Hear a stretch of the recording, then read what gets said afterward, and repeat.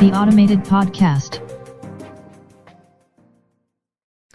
Welcome to the first episode of Automated. This is the podcast looking at the impact of technology on jobs, and I'm your host, Mark Verbenkov. So job automation. I think why this issue in particular is so intriguing for so many people is that even if you aren't working in a field dealing with robots or automation on a day-to-day basis, you still come into contact with either the technologies or the news of the technologies and their possible job impacts. So a couple examples here. A really visual one are the self-checkout machines that many of us find in supermarkets today. We are either aware of them or we even use them exclusively already. Something else are the news articles of autonomous vehicles, and specifically the trials that are starting in many different cities across the world. Something else can be short publicized games where somebody is asked to judge whether an article was written by an AI or whether it was written by a human, and sometimes it's not very clear which is which. And then there are the occasional headlines that come out that show that there is a new fully automated hotel or restaurant or warehouse opening up somewhere in the world. So these I see as really small puzzle pieces that create a picture of a looming unknown future in our minds, where we really start seeing that human labor might be replaced by robotic machines or digital systems or a combination of the two. But before examining the individual puzzle pieces, I think it's a good idea to start off by looking at the larger picture of job automation itself to give kind of a context for the future conversations that we're going to have here on the podcast. So to do this, I think we really need to begin with two main points of view that come up with job automation. So like many, I have had a considerable number of conversations with people about technology and automation over the years. And the discussion really always tends to steer towards one main question. Will most jobs be eliminated in the future? Or most likely, will my job be eliminated? So I'm sure you've experienced the same if you've talked to people about this topic as well. So the conversation usually boils down to people taking one of two sides. There are those that believe that with the advancement of robots, autonomous vehicles, and artificial general intelligence, to name a few technologies, that human effort will be made mostly or even entirely unnecessary, and that our metallic or digital offspring will perform our work faster, cheaper, and more efficiently than we ever could.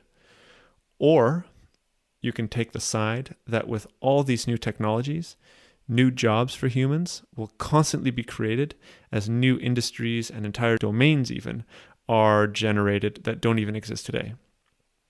So as the second point of view will be discussed in the next episode, let's first look at the point of view that human effort will be made unnecessary. Technological unemployment. This is the term used to describe technology replacing human workers in a job and either replacing their physical capabilities or, as we are seeing more and more today, the mental job tasks that humans need to do, making any further human effort essentially not required.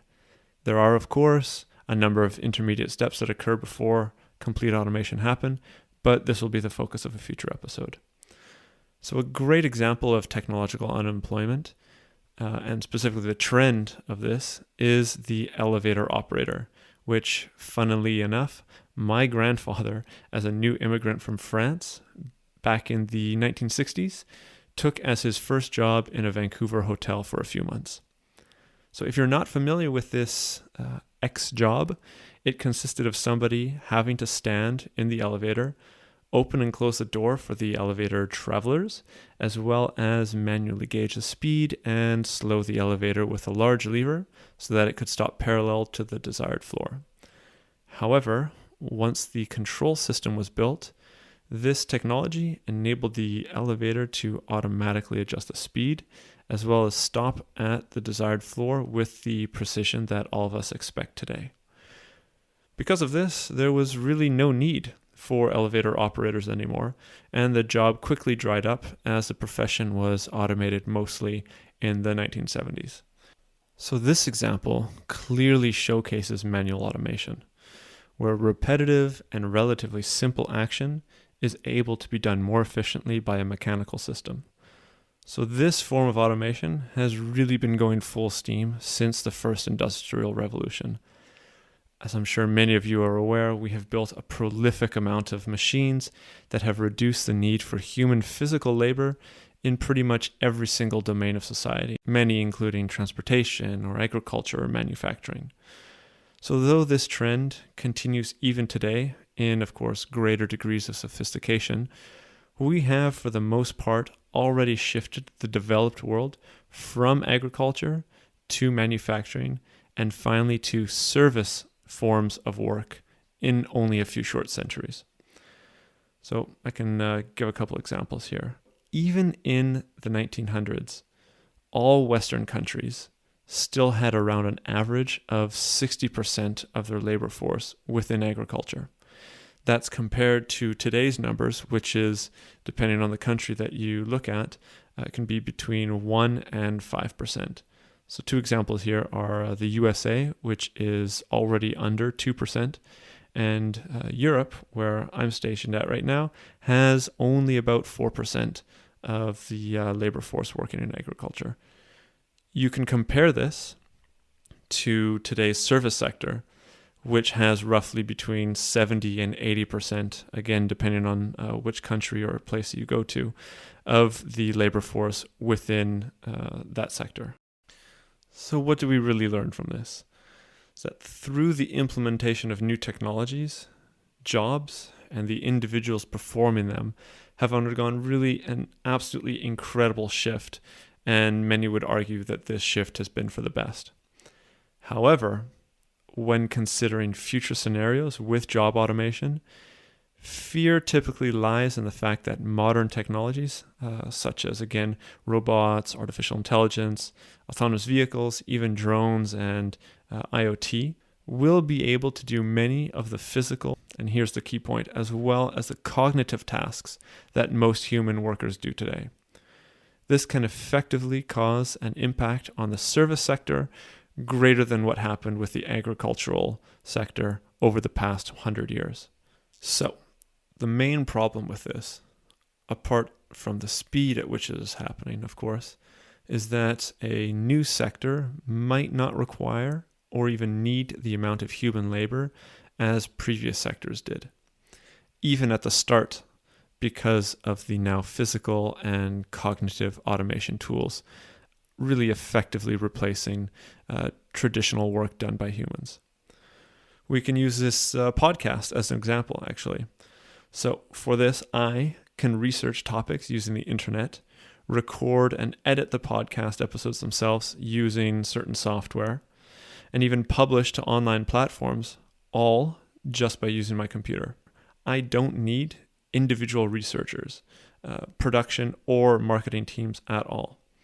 So even more well-known classic examples we can look at, one specifically being Instagram. With only 13 employees, they were able to get roughly 30 million users before they were bought out by Facebook for $1 billion. Or we even have modern individual YouTube stars that have millions consuming their content, and they oftentimes don't have elaborate production teams when they start out. So these cases are possible because of the current digital technologies that give each individual more independent working power. So these examples can be compared to other historical cases, one being the Ford Motor Company, which actually employed over 100,000 workers at their flagship factory called the Rouge in 1929 and was able to produce about 4,000 cars every single day. Or other cases, such as today's largest news broadcaster, the BBC, which currently has 35,000 employees, if you include the part-time employees as well. So these lopsided examples show a very clear departure from the historical intensive human labor requirements of agriculture, manufacturing, and even the service industries. So in other words, through new digital technologies, smaller and smaller numbers of people are enabled to generate massive impact, whereas it would previously have taken an army of people to generate a similar such impact. So we really have two trends that seem to be merging today to add fuel to the technological unemployment phenomenon. On the one side, we have automation of physical and mental tasks, and on the other, we have fewer people being required to generate very large impact. So given the combination of these ideas, it's really easy to see how some people react to this discussion in similar thought to the Luddites and their ways of smashing their weaving machines that threatened to replace them back in the very first Industrial Revolution. Or, at the very least, some have existential fear of what the future holds as the possible reduction for the need for humans to work really comes about.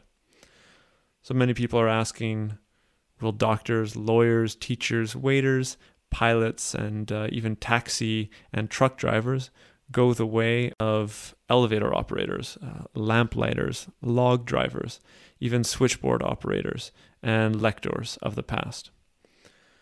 So this is really the general summary of the first position somebody can take in the discussion of the impact of technology on jobs. However, what has history really shown us? Is this actually what has happened and what is happening? So we can take this up in the next episode when we look at the other side of this discussion and the view that things might not be so different from what has already happened. Thanks for listening.